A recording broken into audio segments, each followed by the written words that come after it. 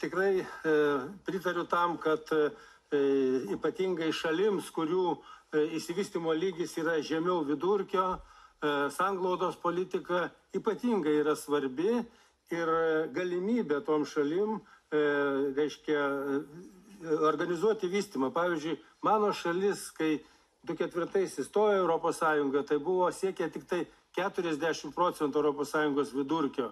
O dabar jau vienas regionas pasiekia virš 100% Europos Sąjungos vidurkio. Tai yra ženklus pasikeitimai ir iš tikrųjų jau atskiri regionai pradeda būti ne naudos gavėjai, o naudos davėjai. Ir tai yra teisinga, jie jau patys save gali išlaikyti ir vystytis. Ir mes tikrai tą turim stebėti ir padėti, kad, reiškia, greičiau regionai galėtų vystytis ir įsivystę irgi gautų tam tikrą naudą. Tai iš vienos pusės taip, iš kitos pusės mane, kadangi teko 7-13 sanglaudos politikos, reiškia, įgyvendinimą organizuoti savo krašte, savo regione, tai tikrai jaudina tai, kad labai vėlai prasideda procesas. Pat ir dabar, 2013, mes dar 23, mes dar nepradėję šito laikotarpio praktiškai pinigų naudoti. Ir jeigu pradėsim, tai ko gero arba kitų metų pabaigoje, arba dar kitais metais. Tai vienos šalis jau baigė 20 pinigus, kitos dar nori pratęsti 4 metams, reiškia 20 plus 4. Tai irgi nėra gerai. Mes turėtumėm užbaigti tą didelį lankstumą tiek prasidedant laikotarpį, tiek baigiantis. Jeigu susitarėm ten, pavyzdžiui, 2 metus ar 3, tai ir baigim, reiškia.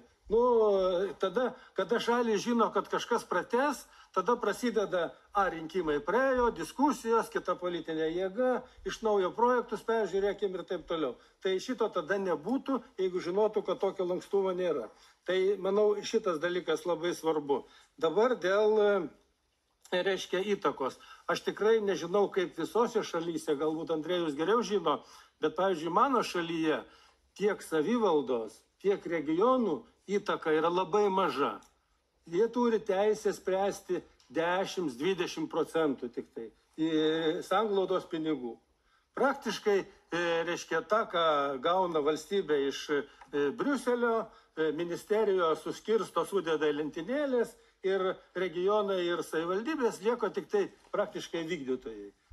Ten kelių infrastruktūra, ten sveikatos objektai, švietimo objektai, ten, reiškia, turizmo objektai ir taip toliau. Tik tai tose srityse gali paskui konkuruoti. O atskiram regione, kaip buvo šnekėta, galbūt vienam regione reikia tilto, o kitam regione reikia ligoninės. Ir, reiškia, regionai turi pagrindinius sprendimus. Va šito, manau, mes nepasiekėm sanglaudoje ir palikom per daug lankstumo ir valstybės narės dažnai užsiima savo politinius dalykus.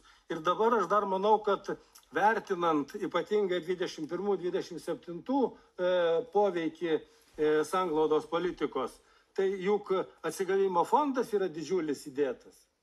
Ir kaip paveiks atsigavimo fondas Europos regionus, nes didžioji dalis, bent jau mano šalyje, atsigavimo fondo nukreipta į didmiesčius. Jokiais būdais ne į mažesnius miestus, nenutolusius miestus, į efektyvumą, kur greičiausias atsigavimas.